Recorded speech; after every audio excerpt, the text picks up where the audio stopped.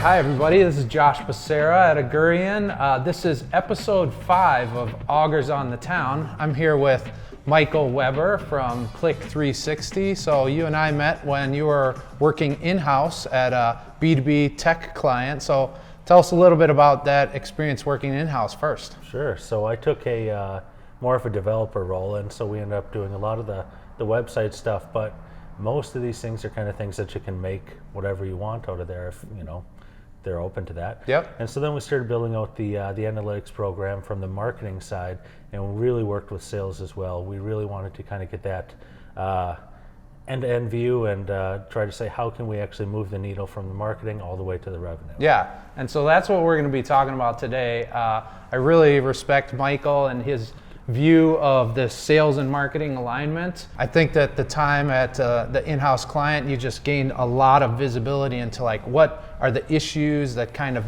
happen between sales and marketing departments. Mm-hmm. And so I want to unpack that. So thanks for being here today. Oh, appreciate it. Thank you. Yeah. So like what was the most common problem, or what did you kind of see was happening when you were in there? So I'll generalize a little bit as well. Okay. But some of the most common problems are kind of course, with that alignment, different mindsets, Yep. but oftentimes different incentives. And some of the things are like, from a marketer's point of view, you have the responsibility for your numbers. You've got to prove ROI and what you're doing is valuable, but you don't always have the control.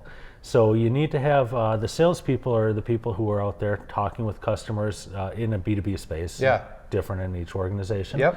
But talking to customers, closing the sales, and you know, it's a totally different viewpoint. So one of the biggest problems is just having those two different viewpoints. Mm-hmm. The second is a lot of the other stuff, like what we track, how we track it. Yeah. Can we make this as painless as possible? Can it be consistent? These types of things we see a lot of. But I think so when you say tracking, you're talking about like from the sales perspective. Can we make it as painless as possible for salespeople, so that they're actually inputting data and we're getting good data out of the system, right? Right. Can we also limit the amount of data that they have to input? Yeah. Because again, incentive-wise, they aren't always incentivized to say, let's work backwards and build this out. So a lot of that's going to be how much can we kind of automatically do and make their job really easy. Yeah. So one of the things that you mentioned before that I think is really interesting is this idea of responsibility versus control. So what do you mean by that? So from a marketer's point of view, in order to be valuable to the company, you know, you need to actually contribute to revenue, and hopefully be able to measure that back so that we can prove it and do the things that we know are valuable. Yep. Get the ROI. Get that Everybody ROI. needs ROI. And so we have the responsibility for that, but we aren't the people who are necessarily closing the deals. They're closing the deals. Yeah. We're not out there, we're not talking to the people and that kind of thing. And in addition to that, we have a lot of handoffs along the way. Some of those will be attribution, that salespeople we want hopefully to do some attribution on there. Yep. But in addition to that, are the leads that we're sending to sales even getting to them? Right. Are they getting to the right person? Are they routed to you know, the proper rules on there? Yeah. So we, you know, in a lot of ways, I've seen where people will say, as a marketer, I'm just going to drive leads and let them do it, and that's really a challenging thing for most organizations to say, well, we really need to look end to end, but we also need to trust them. Yeah. And sometimes it's really hard to do. Sometimes you get the blame game, you know, you're giving me junk leads and you're not working them. Yeah. And that's a really tough thing to do, but you do need to trust them and build this over time, and then also really hold them accountable and make it easy for them hopefully to improve revenue and trickle back and say, look how great we are. Yeah. Do you have any tips that would be like, when you say, let's make it easy for them, like what do you mean by that? Because I think everybody wants to make it easy for their sales team, but did you implement something at that B2B that really worked, that the sales team was able to get behind? I think so. Okay. And so part of our Click 360 platform as well is to say, how do we track everything on this, and then we basically will run predictive models on there for helping them prioritize on it. Okay.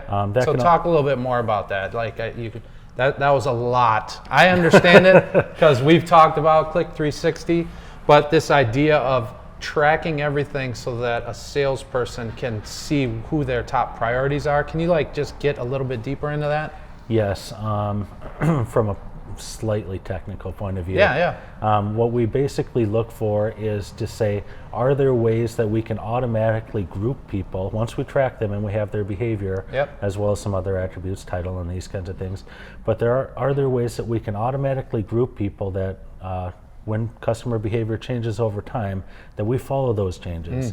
And then we simply say, much like a Netflix or an Amazon recommendation, people like you or people like this are this likely to close, for example, based on these behaviors and these learned kind of rules. Right. And so that's some of the stuff that I've been working on, is to say, how can we do this without taking this rule-based approach that we see with a lot of the other marketing automation type platforms that are saying, if this, this, this, and this. Yeah. But to actually learn from it. Right. But so you can kind of, identify like, hey, there's like a happy path to a closed deal, and you can start to say, wow, these people are on like step 3 of that path, and you actually know what step 4 is, and you can say to the salesperson, send them the spec sheet, or get a proposal in front of them because of these because you've grouped them in this way. Am I interpreting that right? That's a much better way to say that, yes. Okay. And that's exactly right. And then we also see things like in the B2B sales cycle, if you've got a longer sales cycle than, say, right away. Yeah, not e-commerce. We're talking months. Not e-commerce, where you do have that leg point where you might have talked to somebody who could be a great prospect, but when you talked to them 3 weeks ago, they weren't ready. Yeah. Now we can also start to see, based on that behavior, they're kind of a nurture lead, and now they're ready. So what does that look like? Them up? Like they hit a couple of these pages, or they opened a couple of emails, or they requested, like, what were some of the triggers that like you were using to group people? So it will depend how we do it. People can do this differently. Just an example of like what you saw and you were like, yeah, that's it. That's the trigger. It's going to be learned. The way that we do it is learned from each of the companies. So it will look basically at the sequence of behavior, and it will say that these are kind of what it's going on. Yeah. Then how we do it and how we kind of push recommendations from there is, when you're here and we see that you viewed this page, watched this video, maybe downloaded this white paper, and maybe a few other people of your company did similar things. Yeah. And say you're at a 60% likelihood to convert, you should probably talk to them anyhow. But yeah. If we have one over here, this group that's say 90%, then we say, well, what's the difference between these two groups? Maybe it's watch this video, and maybe it is download this white paper. Maybe it is, hey, this person is ready to go, send them the email with this particular thing and then trigger it. Yeah. And so we really just are looking at the differences between the current group and like a higher performing group, and try to make you move over there. I see. Yeah. Well, we just went down a huge rabbit hole around analytics, and this is really more about sales and marketing alignment. Yes. But I think getting the sales team behind analytics and doing their part, even if it is a small part and you've made it easy for them to help with the attribution and the tracking, is what's going to, in the end, benefit them and make marketing help them be smarter about prioritization. That's basically the learning, I think, for today, right? I think so. Yeah.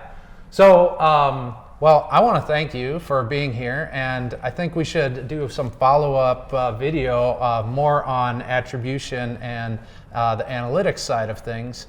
But for today, we're going to sign off. So again, thanks for watching Augurs on the Town with Michael Weber. See ya. Thank you.